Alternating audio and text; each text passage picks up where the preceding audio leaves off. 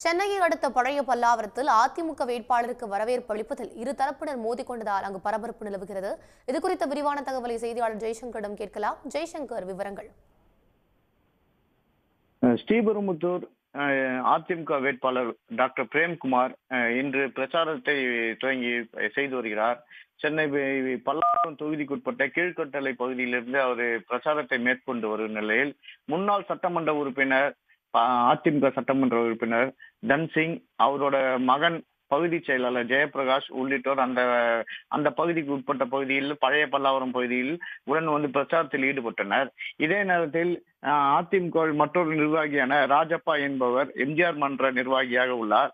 அவர் அந்த பழைய பல்லாவரம் தமிழ் பல்லாவரம் பகுதியில் அந்த அவரு குடியிருக்கும் பகுதி மற்றும் அந்த தெருக்களில் உள்ள மகளிர்களை திரட்டி அங்கு பிரச்சாரத்தில் வரவேற்பு அளிக்க காத்திருந்தார்.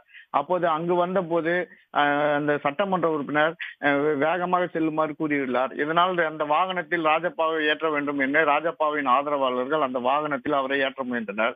அதை ஏற விடாமல் மற்றொரு கோஷ்டியினர் தடுத்ததாக கூறப்படுகிறது.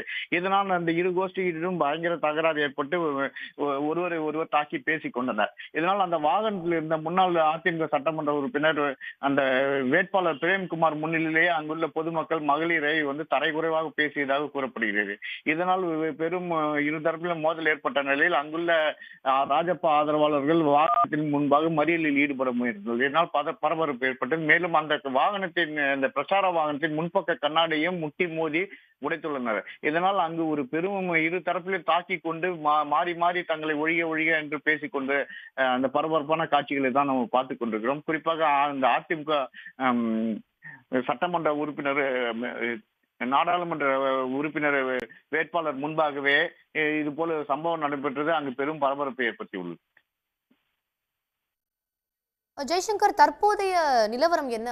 அங்க கோஷ்டி முதல் சரி செய்யப்பட்டு விட்டதா? அதாவது அந்த வாகனங்கள் கண்ணாடி உடைக்கப்பட்டதால் அந்த வாகனங்கள் அங்கே நிறுத்தப்பட்டு காவல்துறைக்கு தகவல் தெரிவிக்கப்பட்டுள்ளது.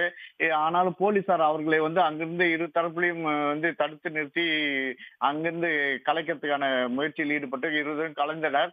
ஆனாலும் அந்த இரு தரப்பிலும் அங்கு ஏற்பட்ட மோதலால் வந்து போலீசார் அந்த பகுதியில் குவிக்கப்பட்டுள்ளது.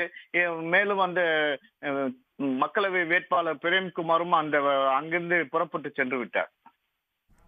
விவரங்களுக்கு நன்றி ஜெய்சங்கர்.